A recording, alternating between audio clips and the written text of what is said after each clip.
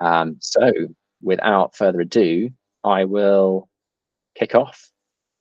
So product strategy, before we get into it, I'm just going to give a quick overview of who I am. Some of you may know, some of you may not.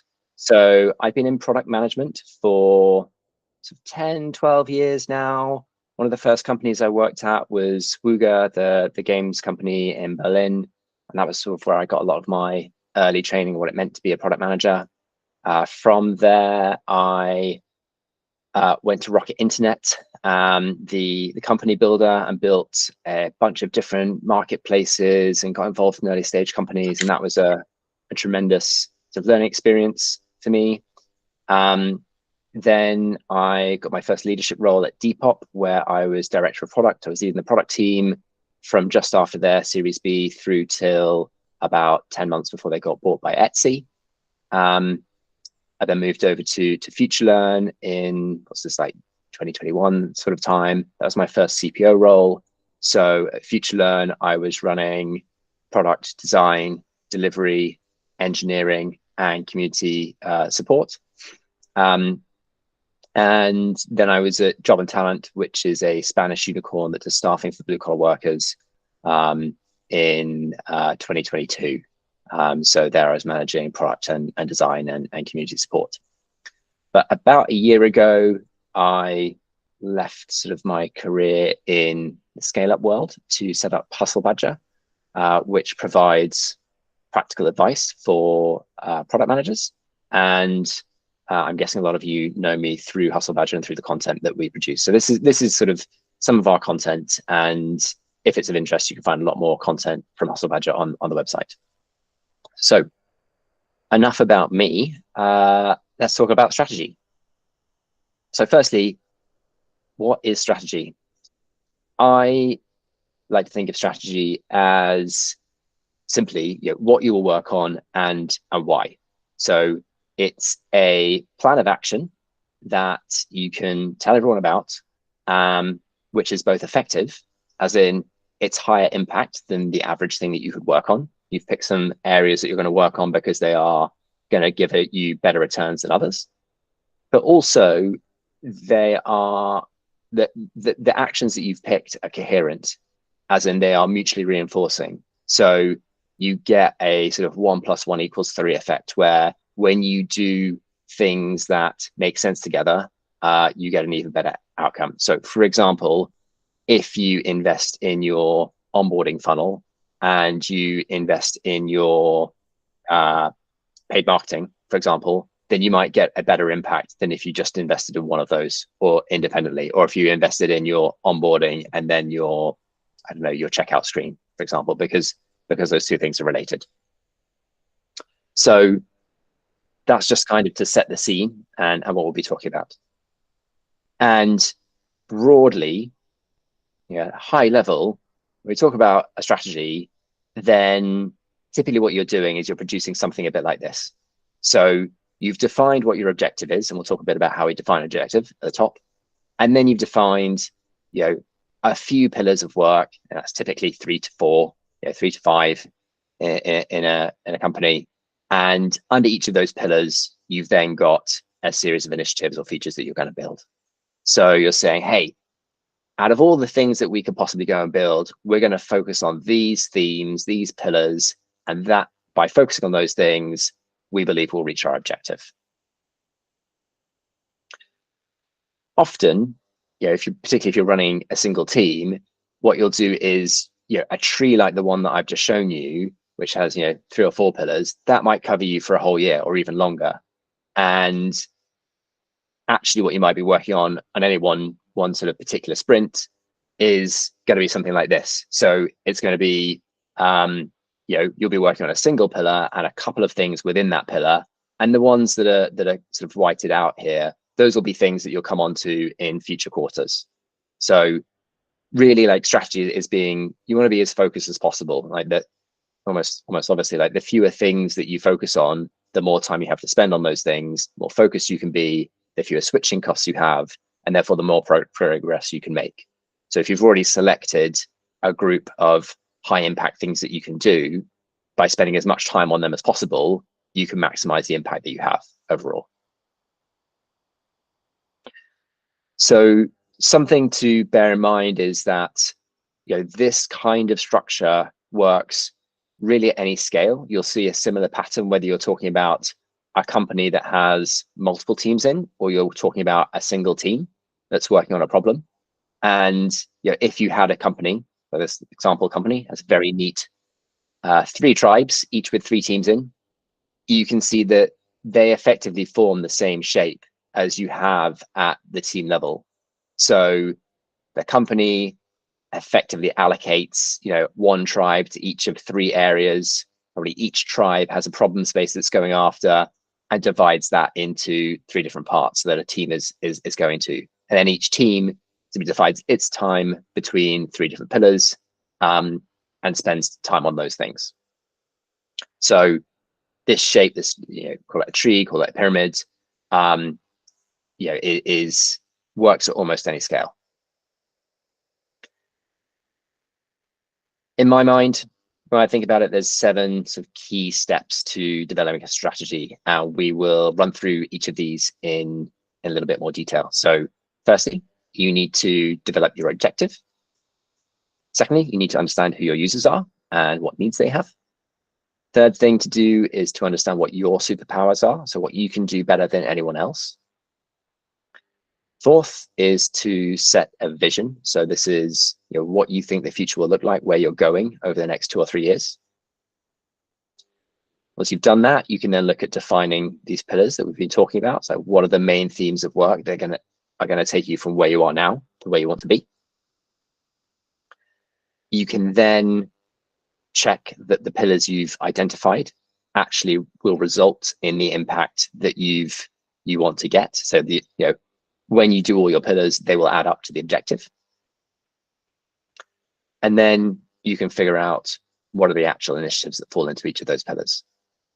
Now, I'll point out, like right here, this is not necessarily linear. So these things don't always go neatly one from the next, you know, to the next, to the next. This is very much an iterative process. You know, as you go through it, you're going to learn things, you're going to go back, you're going to change things, and it's never really done, right? You know, I'm a big believer. You could write a strategy in a couple of hours that touched on each of these things very superficially. You could also take 6 months to write it, and what will be different will be the amount of evidence that you've got for each of these things. And actually, it's often quite a good idea to get something down on paper really quickly. If you go and join a new team, you go and join a new company, go and just write down your gut feel, or what you've picked up from public sources, what you've picked up from interviews, what you think the strategy should be, and then go and stress test that against other people and use that as your guide for where you need to go and do more research, where you need to go and do more discovery. And yeah, there'll be tons of stuff that you don't know, but actually that way you've got a real guide to where you need to be doing more research and digging deeper. And chances are your answer is not going to change that much. Like generally your gut feel is, you know, sort of 60 to 80% right. Okay, so going through these objectives, you'll notice, by the way, down in the bottom left, there's this little blue links. I mean, these are links to Hustle Badger articles. So if you want to go deeper on any of these particular things, you can click on these. The link for this deck is in the meeting notes, and I'll share it at the end as well in the chat here. So what is your objective? So strategies are always a response to a challenge. You know, if you know Alice in Wonderland, and I certainly do because I've got a 4-year-old daughter, then, you know, it's as the Cheshire Cat says, like, if you don't care where you're trying to get to, it doesn't matter which direction you take. So it's impossible to have a strategy without having an objective. You know, there's no right way to go unless you're trying to get somewhere in particular. And I like to define that kind of destination that you're trying to get to with the following format. So you have a mission, that's an inspiring purpose. So it's a qualitative description. It's almost like a mini narrative. It's one line saying, hey, this is what we're trying to achieve. And you've got a quantitative measure. So move this metric from X to Y by date. And that provides you with a really concrete measure of whether you're getting any closer to your mission or not. So a couple of examples here. This is sort of very, very loosely based on Depop. So if you know Depop, the social fashion app, think of that. Otherwise, you can think of eBay for clothes. So imagine that you are the growth tribe. Your mission might be something along the lines of, we want to be the fastest growing fashion app. And your measure might be something like, we want to increase revenue from $100 to $200 million by the end of 2024. Or second example, you could be on the payments team, so an individual team, again, using Depop example, and say, hey, we're all about making transactions frictionless. That's our mission. And our measure is decreasing checkout drop-off from 3% to 2.5% by the end of Q4. So this combination gives you quite a neat sort of combo where you've got something that's inspiring, that can be energizing for people, that can get them kind of emotionally invested in what you're doing. But then you've also got a very tangible, very hard kind of like number saying like, well, we know if we're getting better or not, because we can look at the numbers and we can see has the number moved, and we've got a deadline by which we're trying to reach our target. Okay, so second thing, you've defined your objective. What do you need to do next? Understand your users.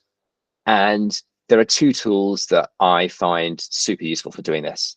The first is jobs to be done. So this is a framework where you understand who are your users' needs, how are they blocked, and what does progress look like for them. And I actually use jobs to be done almost in place of personas or things like that. For me, this will be a little bit controversial for some people. I find, almost everything of value in a persona is actually really in the job to be done and in the use case. And I'll go into a little bit more detail how you come up with a job to be done, or what kind of questions that answers for you. The other thing that's really valuable, or I found very, very valuable, is a customer journey map. This is when you plot out what your customers are doing as they use your product and as they try and achieve their goal. So let's go into these in a little bit more detail. So first one, jobs to be done. This is one of our templates we've got on Hustle Badger, by the way. Jobs to be done will kind of articulate the use case or the needs that you are trying to solve for in different ways. And you can see here that I've kind of broken this up into 5 different sections. And you can see some of the questions you'd ask in user interviews that would give you some of these answers. So example I'm using here is Trainline, the app for buying train tickets. And the first thing, most important thing is you're trying to understand what your users want or what they need. So this is kind of your classic use case. So it's going to be a statement that starts something like, I want to X, or I need to Y. And there are some other formats that are very similar, but broadly, that's what you're trying to understand. It's like, what is their need? What do they want to do here? And a way of digging even deeper into that and understanding that in a bit more detail is then to find out what are the alternatives they're using. So if they couldn't use your product, or maybe you haven't even built a product yet, what are they using right now? What could they be using instead? Because people have these jobs that they hire products to do, but if they're not hiring your product, they're hiring someone else. So you're always displacing something, even if that's pen and paper or counting on fingers. Like there's some existing solution out there. It's very, very rare that you're creating a new need. As you understand the alternatives, then you can also start to understand what are the limitations of the existing solution, or even your own solution. And that effectively tells you what progress looks like for your users. So in this case, you're saying, okay, without Trainline, you have to go to a physical ticket office. That's a real pain because you have to stand in queue because you don't know you're going to get the cheapest tickets because the UX is confusing. Lots of different things there that people might find to be their struggling moment, their pain point. And once you understand those, then you can understand how you can help users get past that. They can then make progress in their use case, and they're going to value that. So once you understand that progress, that's going to help you shape your value prop. And your value prop is effectively how you phrase the progress that you can give to your users. So your value proposition, that is the key benefit that you offer users. And as you understand your value prop, then the next question you can ask people is, well, how much are you willing to pay for that? And I think especially in B2B products, but also in B2C, it's like really, really valuable to, critical to put a price on what people are willing to pay for the progress you can provide them against the use case they've got. Because lots of people will complain about things, but actually when push comes to shove, they're not willing to pay for it. And in that case, there's not a business there. You're not going to make any money by solving that problem. So you want to find something where people are really happy to pay for progress. And there's lots of things where they'll do this, right? Trainline here being the example. If you can avoid the queues at a physical ticket office, people will very happily spend, what is a typical booking fee for theatre tickets, cinema tickets, train tickets, £1 to £2 per ticket. They're very happy to do that because they don't like standing in queues. Okay, so that's jobs to be done in, 2 minutes or something. The other tool that I really like is customer journey maps. So a customer journey map looks like this. And again, any of these things you want to dive into more detail, just click on the links. We've got very detailed articles that will talk you through these things. A lot of them have templates that you can use as well. But very broadly, what a customer journey map does is for a given use case, it says, okay, my user is trying to get from A to B, and you break that down into steps, and that is your horizontal axis. And then for each of your steps, so here I've got 6 steps, and actually what I'm doing is I'm buying a charging cable for my iPhone on eBay. Okay, so broadly there's 6 steps. And for each of those steps, I'm then gonna write down what are all the touch points that I have with the product, so the platform. So in this case, eBay. So that's going to include screenshots. It might be emails. It might be, depending on the product, it might be calls with customer service. It might be app notifications. It might be like physical product. I'm actually checking into my Lime bike before I take it for a journey. These sorts of things. That's going to give you, from the customer's point of view, how they experience your service. So this isn't kind of your experience of the customer. This is their experience of you. And that naturally is across every single touch point, every single platform that you've got. So that's why you do it that way. And once you've done that, you can then start to understand their thoughts and feelings.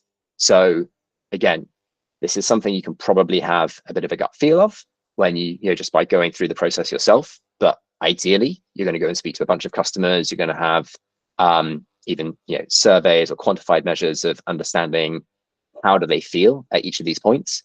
And the benefit of breaking it up into steps is you're going to understand, at different points in the journey, actually some of these things feel better than others. So there'll be particular low points where they're getting really frustrated, and there'll be particular high points where they feel really good. And that's going to start giving you signals about where you can do high impact work. Because maybe this low point should not be a low point. Maybe it should just be like actually fine, shouldn't be painful. Maybe some of these mid-level points should be high points. They should be things that the customer feels really good about. And maybe these high points you can push even higher. So this is a really nice way to think about how your users are experiencing your journey. And I'll come back to this a little bit later when we talk about the vision as well and how you come up with a vision. A little bit harder now that a lot of us are working hybrid or remote, but something that we did that I think sticks in my memory that worked really well was when I was at Depop, every team had a customer journey map effectively pasted up on the wall in their team space. And that was just such a visual, easy way for anyone in the business to walk over to a product team. They could see what they were working on, but also for the team to sort of keep in mind the big picture of what were the problems they were trying to solve and what were they trying to do, and not get sucked into the minutiae, the details of any particular feature. Okay, so that's understanding your users, high level. Next thing to do is to think about your superpowers. So I always think, we talked about value propositions, where you can create value. That's going to be at the intersection of what your customers want and what you can uniquely offer. And for example, for Depop, Depop, social fashion app, very strong community feel, very strong kind of social vibe. They had a number of things that kind of sat in this kind of value proposition in the middle. So one of the things was the breadth of inventory and the breadth of so I should say sellers actually. So if you go into Depop, there are literally like millions of items you can buy at any one time, and that compares to somewhere like ASOS or Shine that has like a really large inventory of items. They probably have 50,000 items on their website. So a platform like Depop has orders of magnitude, literally orders of magnitude, more items you can buy, and that's a selling point. Just like near limitless selection of items. They also had things like really exclusive brand collabs. So we did a collab with Ralph Lauren on some of their vintage stock. This was something no one else could do. So that was really cool. We also really promoted the community feel. So the fact that you could follow individual sellers who had a particular style, that you could comment on items, you could like items, you could chat with sellers before you bought things. This gave Depop a really kind of unique, more human feel as well that you didn't get on other platforms. So all of these things are things that, in this case, Depop can do. For your case, you've got to think about what are the things that you can uniquely do. This is really important at kind of the overall product level, the overall company level. In most cases, it's a little less important at functional teams. So if you're going back to our example, the growth tribe, this is pretty important to understand what is your value prop and how can you communicate unique value you can offer. If you're the payments team, it's a little less important, right? Because payments, it's probably fairly commoditized. Don't need to worry about it too much. So I include this as the big picture. It may be more or less relevant for you as an individual, depending on what you're working on. Okay, why are superpowers important?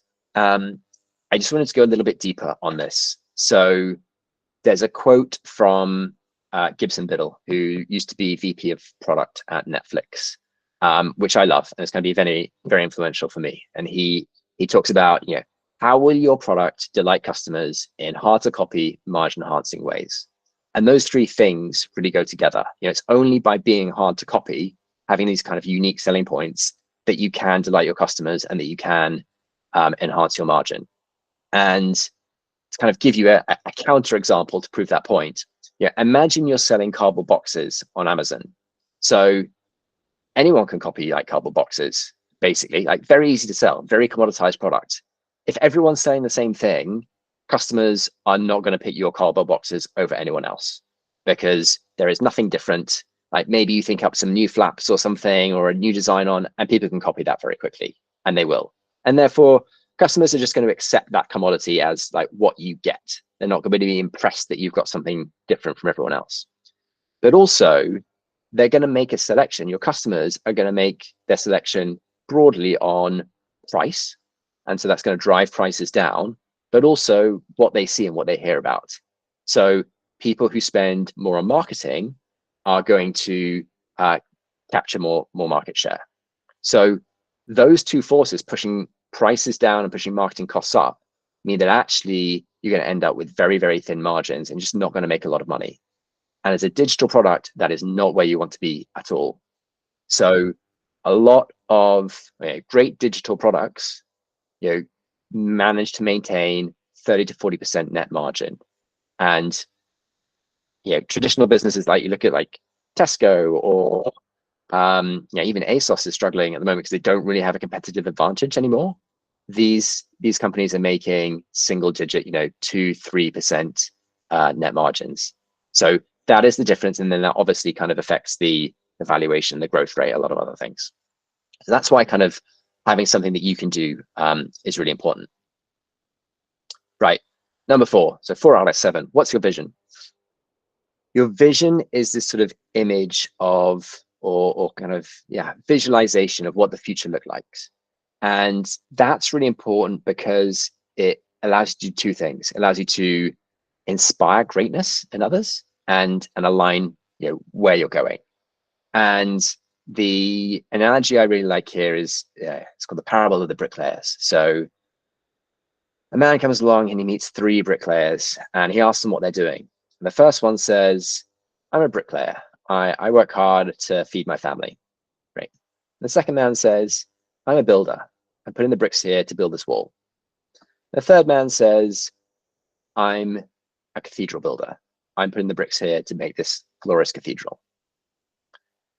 And the kind of takeaway from that is like, if you can paint a really impressive, inspiring vision of where you're trying to get to, even the most mundane tasks become a lot more exciting. So, you know, if you talk about payments, maybe that's exciting, maybe that's not, but, you know, for some people, but the more you can connect it back to your mission about, well, this is about frictionless payments. This is about, you know, bringing great fashion to the world. This is about helping people express themselves because, you know, dressing yourselves in great clothes makes you feel good and it's a creative act. Like that then creates a much more inspiring reason to get up and do good work. And also because it's visual, it gives you like a sense of actually what you need to build. So what does a vision look like? A bit like this, you know, in my mind. I really like visual visions, a series of mock-ups that kind of take you through the user journey or an interactive storyboard. I talked about customer journey map that, you know, we'd be coming back to this in the vision. If you think about that journey that your customer's going down, you can almost reverse the process for creating your customer journey map to come up with your vision. So you start with the feelings. How do you want your customer to feel at each of these touch points? You know, do you want them to feel great? Do you want them to even notice? Should they just go straight past it? Okay, now you know how they want to feel. What are the touch points you need for them to feel that way? Right, now when you pick out each of those touch points, you know, the key ones, those will give you, and you sketch those out, that will give you some kind of visualization of what your vision looks like. So yeah, this is kind of the ideal customer journey. And again, you can do this at the company level, you can do it at the team level. The level of detail you go into typically depends on yeah, the time horizon you're considering and the scope of your vision. So if you're doing this at the company level, you're looking at a 2-year time horizon. It's going to be wireframes like this. It's going to be just enough detail to give people an idea of where you're going. If you're doing this at the team level, you might do it on a 3 or 6 month basis. This is going to be much more like a finished prototype that people can click through and they can see how things work. And maybe not every single journey and use case is perfect, but people can have a really good idea of what you're building. And they both basically do the same thing of like inspiring others, you know, everyone to build cool stuff and making sure everyone's building the same thing, basically. Okay, so 4 out of 7 there. I'm now going to do a 1-minute interlude, which is, this is the bit where I sell you stuff. So this webinar is free. I have to make a living somehow. And if you like the sort of stuff that I'm saying, then there are 3 ways you can get even more value. So firstly, as I've mentioned, you can go on a Hustle Badger onto the website, and about half our content is free. We have a free newsletter. Or if you want to get the other half of the content, it's £29 a month. And that includes our strategy course, which has this beautiful strategy deck in it. It includes all our courses, all our templates. It's all in the same thing. If that's not enough for you, I can also do live training. You can message me for either private training at your company, or I'll be doing the strategy course. So this content, but in more detail for each of the steps we're going into as a, you know, webinar type of thing. I'm not going to talk through the content. I'm going to set you exercises and then we'll use the time to do more discussions. That's kicking off on the 8th of January. Either send me a message, DM me, or you can click on the register link here. And finally, if you want sort of really one-to-one custom support, then I do advisory roles, I do personal coaching. This is typically for people in leadership positions. So this is typically for people at like director level or above. So yeah, get in touch if you want more of that stuff. Anyway, back to strategy, which you wanted to hear. Pillars. Okay, so 5th thing, we've just done our vision, going on to our pillars. To get to our vision, what we need to do is effectively do the gap analysis. We're trying to get over there. This is where we are now. Okay, what are the big blocks of work, the big themes of work that are going to take us from where we are now towards our vision? This will help you come up with the pillars, thinking in this way. And broadly, there's two ways of doing this. So you can come up with these top down. So you can think about our objective, what's missing, going from A to B, and you can figure this out. And yeah, this is based then, having gone through this process, if you follow this route, you'll know a bit about your user needs, you'll know a bit about your superpowers, you have your vision, so you should be able to work this out. You're exposing what's missing here. It can be a little tricky to do this top down though. So the other way I do it is bottom up, where you say, hey, we've got loads and loads of ideas, and let's just group those together into different themes, the same way you would kind of group together post-its in a retro. So you cluster groups of features together and you call those pillars. This is usually a little bit easier to start because you've already got kind of some of these things in your backlog, and it's a bit easier just to group stuff together than think, blank page, what you're missing. But if you do it this way, you do need to be a little bit careful, because if you don't have any ideas, any features in pillars that are critical, you'll miss out those pillars entirely. And conversely, if you've got lots of ideas for a pillar that actually isn't that important, then you can end up spending too much time on a pillar that is just not going to deliver the impact you want. So this is good for sort of like getting you started and breaking through blockages and thinking. But really, you want to oscillate between, you want to iterate between the two. Think a little bit bottom up, a little bit top down, and use those to get to where, what you think is sensible and what is going to help you get, again, from A to B. Okay, couple of quick examples here. Again, going back to these two examples, what does this look like? Growth Tribe and Payments Team. So we had our objective, be the fastest growing fashion app. And in this case, our pillars, they effectively can share the same format as the objective. So they can have this kind of inspiring title, you want to keep it pretty short, but they can also have a metric. So for this, for a Growth Tribe, it might be, we want to have captivating onboarding, we want excellent search, we want frictionless transactions, and each of those is going to have its own metric that then measures that inspiring goal. And then underneath these, you'll come up with your initiatives. We'll come on to that. For the payments team, so frictionless transactions, you can see that's one of the pillars already for the tribe above. Again, talking about the fractal nature of how strategies work. So here, the things that they might be thinking about: accepting PayPal, abandoned checkout reminders, reduced failed payments. These are the kind of the key themes that this team wants to work on and how they're going to measure success.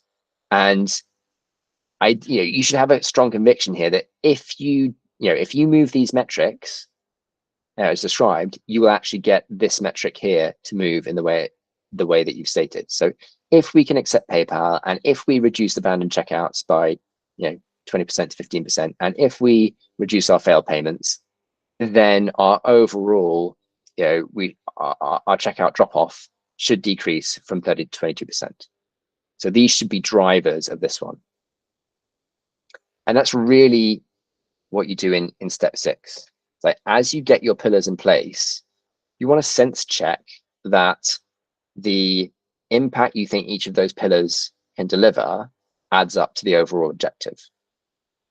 So, classic quote here: all models are wrong, but some are useful. You are not trying to predict exactly the impact you will have.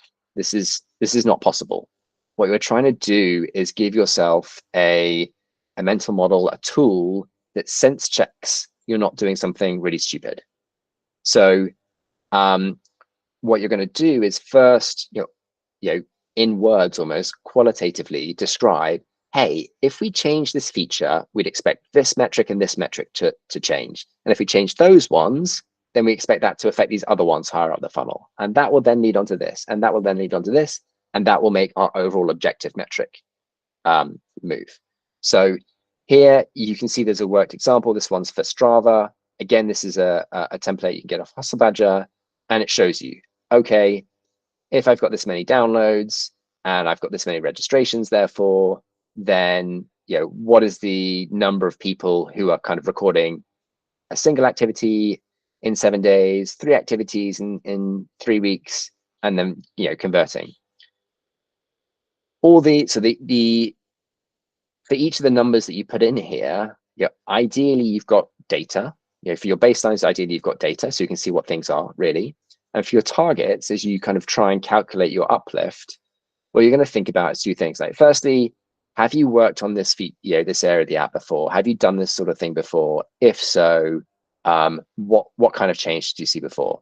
So if you've made changes to onboarding before and you got a 1% improvement, yeah, 1% is probably as good an estimate as any about the future improvement you could have. Okay, plus or minus depending on what you're changing and how you're thinking about your features. So that's what you can put in as an estimate. If you don't have any data points because you're just working on a completely new area, then think about this as a kind of order of magnitude. Is this going to change things 0.1%, 1%, 10%, 100%? Again, you're not trying to get this exactly right. What you're trying to do is think through or prevent yourself from picking a pillar, which actually when you do this exercise, you realize there's just no way it's going to deliver any meaningful impact. Or recognize that one of your pillars is just going to have 5 times more impact than anything else you can do. And it's those kinds of insights that however you look at the numbers, you're just like, yeah, this one's just going to be way more important. Like, it's just when actually we look at the drivers, yeah, it's all about moving this thing. Great. That's taught you a lot more. It's taught you like where you need to focus, and you can then wrap that into your strategy. Okay. So it's an age of prioritization. And obviously at this point, if the pillars you've chosen don't deliver the objective that you're trying to reach to, then you need to go back, you need to iterate and think, okay, are there other pillars? Is there a different vision that we could be aiming for? Other thing to think about here is, what is your team's ROI? So what is your team's return on investment? And the way, or like one kind of neat way of thinking about this is, I'll talk through this. By the way, can you see my cursor if I kind of move it around? Yes, no, one. Okay. Tommy K. We can't see your cursor. Yeah. Can't see the cursor. Okay. All right, fine. I'll talk through this. So in the white column, the team cost column, you'll see at the bottom, there's team cost $1 million for the period 1 year. So roughly, if you think about, I don't know, an 8-9 person team, and they are getting paid London salaries and 20% national insurance on top, which the company has to pay, plus £1,000 a month for desk and IT and all that, plus or minus. I always think of a product team costing $1 million a year. Yeah, maybe it's, I don't know, half that, maybe it's double that. Order of magnitude, it's $1 million a year. And you could go and figure it out for your team, or you could do a better estimate. If you know what your team costs, then very easy to work out what it costs for a month. So $80,000 a month. For a week, $20,000 a week, or even for a day. So $4,000 a day. Some of these, by the way, you'll be like, well, wait a sec, there's 5 days in a week. Okay, I've taken, I think, 220 working days per year, and I've taken 50 working weeks per year. This is all kind of order of magnitude thinking, which is fine for these purposes. You can come up with these estimates, and then you've got to think, CEO perspective, or even CFO perspective. They're thinking, okay, if I'm spending $1 million a year on a product team, how much value is that product team going to give back to me? What is my return on that product team? Because I could be spending $1 million on marketing, or I could just be giving that money to shareholders and they could be putting it in the bank. So you've got to be thinking about, well, what is a reasonable return? That might be different things in different companies. And you might define, well, what is that increase in ARR? Is that incremental revenue? Is that incremental EBITDA? I mean, I'm not going to go into all the full details here, but you should have some sense that you're going to give more money back to the CEO, to the shareholders, than they're going to pay you, right? And so you want to make sure that whatever numbers you come up with in your pillars, like when you think about the cost of your team and when you compare how much value you're going to give back to them, that adds up to a number that you feel comfortable with. So strongly kind of advise you to go through this process if you haven't already. Okay, so last one of these, I've overrun a little bit, but there we go. So initiatives. So you've checked your pillars, you've got your pillars, you've checked they add up to the impact. Right, now you need to go and come up with some initiatives. By this point, you've got a bunch of inputs. You've got your objectives, you've got your user needs, superpower, vision, pillars.